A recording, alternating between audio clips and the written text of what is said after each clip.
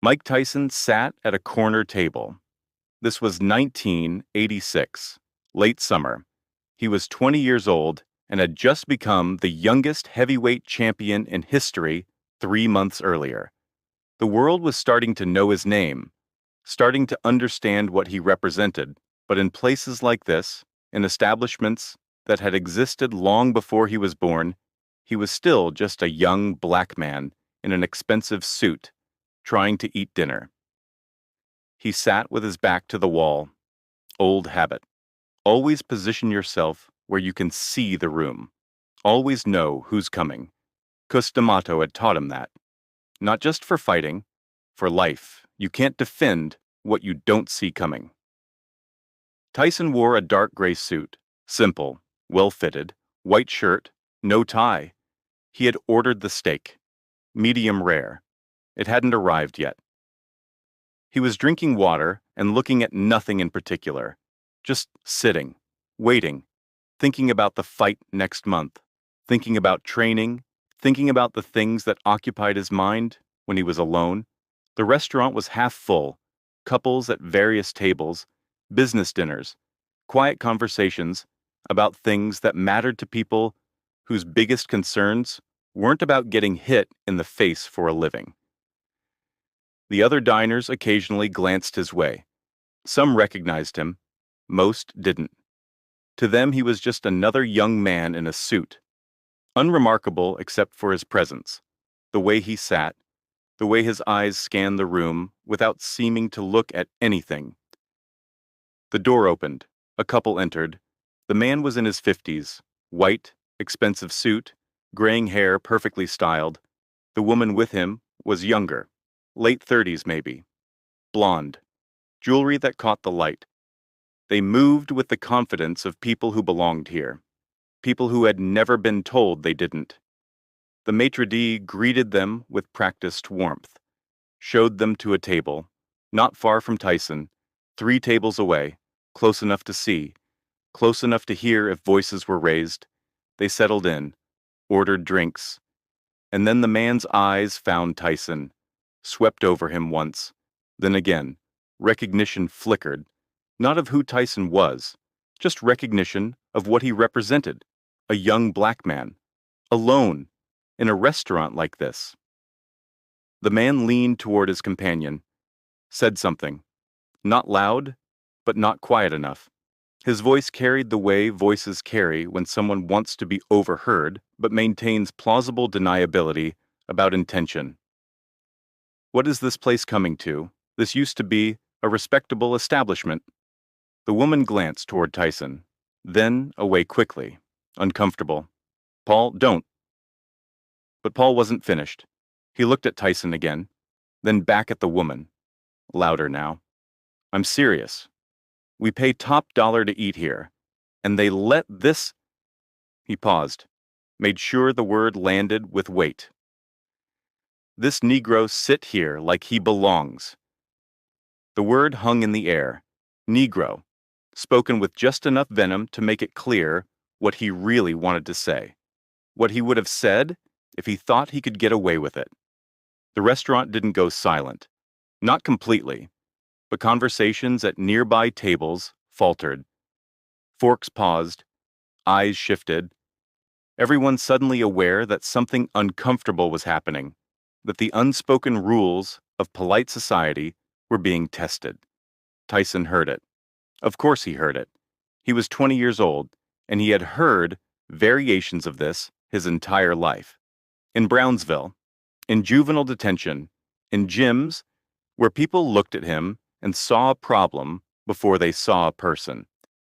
This wasn't new. This was Tuesday. His hands were resting on the table, folded, relaxed. They stayed that way. His expression didn't change. He didn't turn toward the man, didn't acknowledge him, just sat there, breathing, waiting for his steak.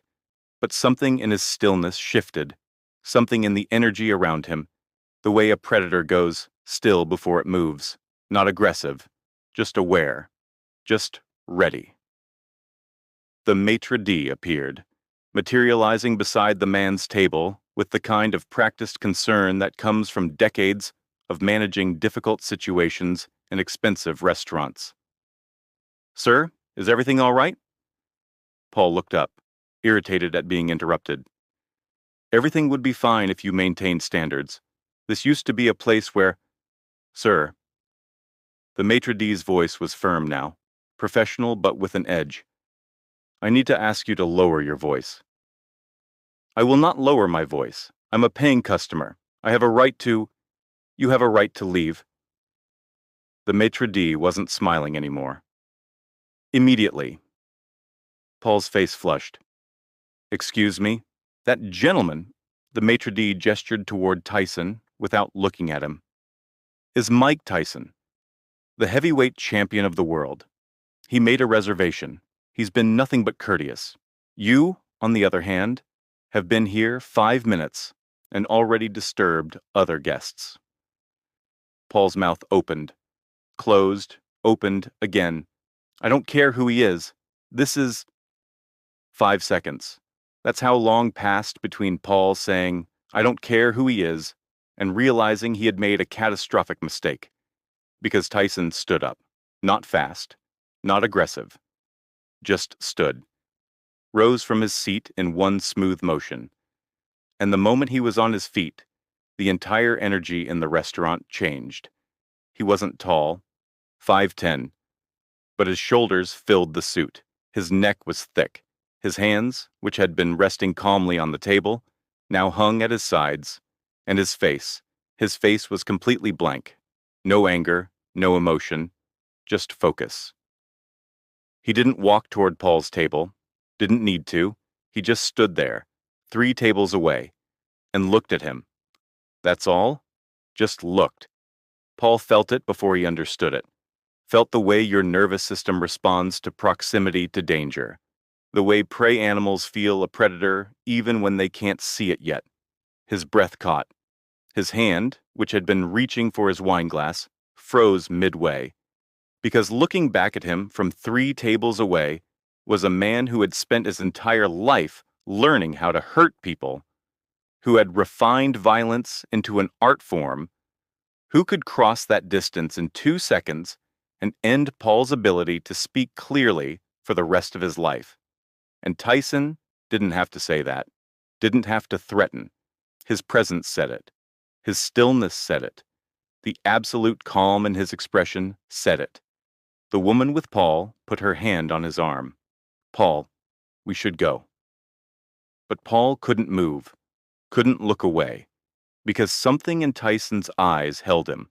Not anger, something colder, something that said, "I've been hearing this my whole life. I've been patient my whole life. But patience has limits, and you just found mine." The maitre d' stepped between them, not physically blocking Tyson, just creating a professional buffer. "Mr. Tyson, please, sir, you need to leave. Now." Paul finally moved, stood up, but his legs weren't steady. His hands were shaking slightly. The flush in his face had drained, replaced by something paler. He reached for his wallet, started to pull out cash. "No charge," the maitre d' said. "Just leave." Paul looked at Tyson one more time, opened his mouth like he wanted to say something, an apology maybe, or another insult, but nothing came out, because whatever he saw in Tyson's face made speaking impossible.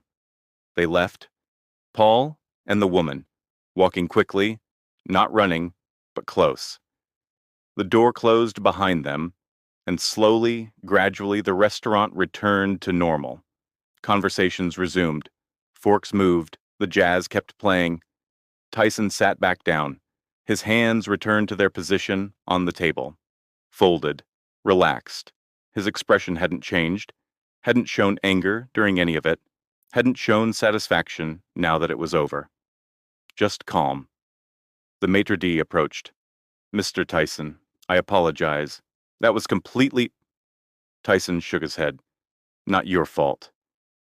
"Still, that shouldn't have happened. Your meal tonight is on the house." "I'll pay." "Sir, please, it's the least—" "I said, I'll pay." Tyson's voice was quiet, firm. "I don't need charity. I came here to eat. I'll pay for my food like everyone else. The maitre d' understood, nodded. Of course, your steak will be out shortly. He left. Tyson sat alone again. And the thing was, he wasn't angry. Not really.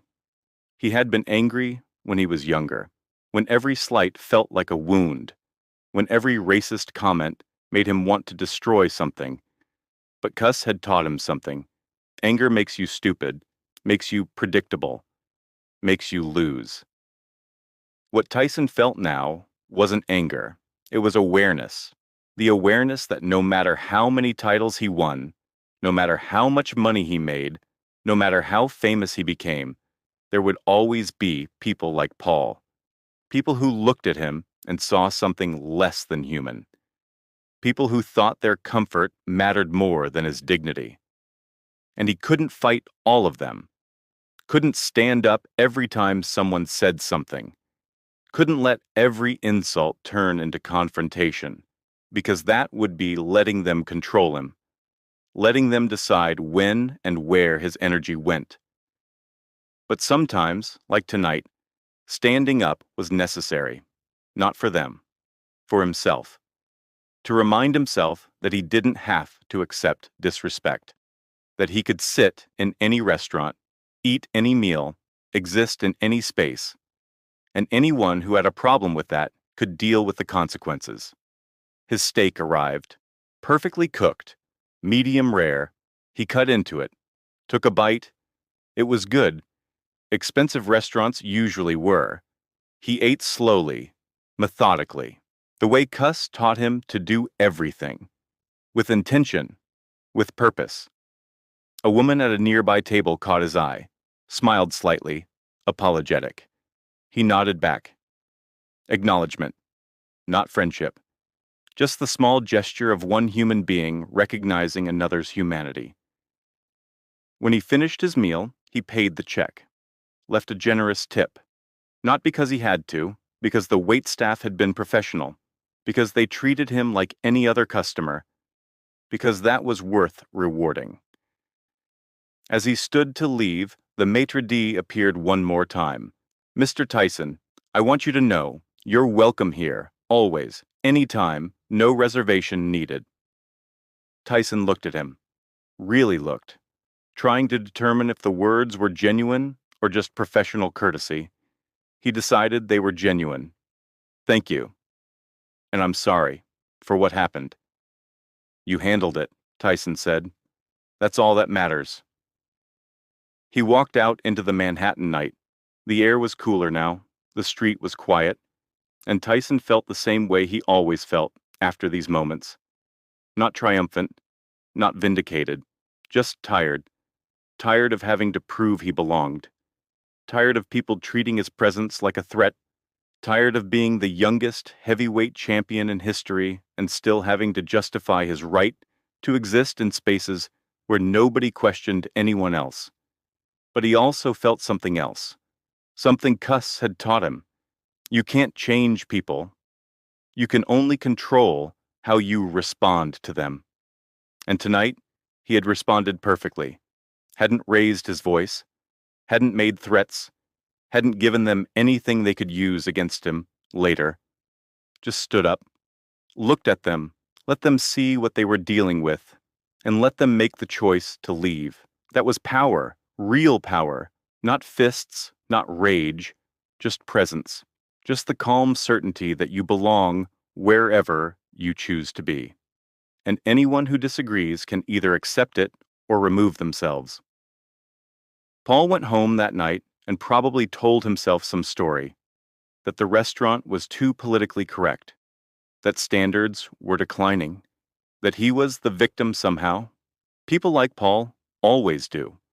But in the moment, in those 5 seconds, after Tyson stood up and looked at him, Paul understood something he would never admit out loud, that all his money, all his status, all his assumed superiority meant nothing in the face of someone who genuinely didn't care about any of it. Someone who could hurt him easily and chose not to. And that choice, that restraint, was more terrifying than violence ever could be. Years later, Tyson would face many things: legal troubles, personal struggles, career ups and downs. But moments like this, sitting in restaurants where people questioned his right to exist, those happened throughout his entire life, early and late, famous and struggling, rich and broke. Because racism doesn't care about your accomplishments, doesn't care about your titles, doesn't care that you're the best in the world at what you do. It just sees skin color and makes assumptions. And Tyson learned to navigate that, learned when to fight and when to let it go, learned that every insult doesn't deserve a response, but some do. Not for the person insulting you, for yourself, to remind yourself of your own worth when the world keeps trying to diminish it. That night in the restaurant, 5 seconds was all it took. 5 seconds of standing up and looking at someone who thought they could dismiss him. 5 seconds that made a man realize he had profoundly misunderstood the situation. Tyson sat back down, finished his meal, paid his check, and walked out. That was the whole story. No violence, no dramatic confrontation, just dignity, just refusal to accept disrespect, just being present in his own power. And Paul, wherever he is now, probably still remembers those 5 seconds. Still remembers the feeling of looking into Mike Tyson's eyes and understanding, too late, that words have consequences, that dismissing someone's humanity comes with risks, that the young black man, sitting 3 tables away, wasn't someone to be tolerated. He was the heavyweight champion of the world, and he belonged there more than Paul ever would. You've sat in that restaurant, maybe not literally, but you've been in spaces where people questioned your right to be there, where someone looked at you and decided you didn't belong, where your presence was treated as an inconvenience or a threat instead of just existence. And you had to choose. Same choice Tyson had. Do you shrink? Do you make yourself smaller to make them comfortable? Do you leave to avoid confrontation? Or do you stand? Do you hold your ground? Do you refuse to accept their assessment of your worth? Most of the time, we shrink, because standing up is exhausting, because confrontation has consequences, because sometimes it's easier to just leave than to fight for your right to exist in a space that clearly doesn't want you.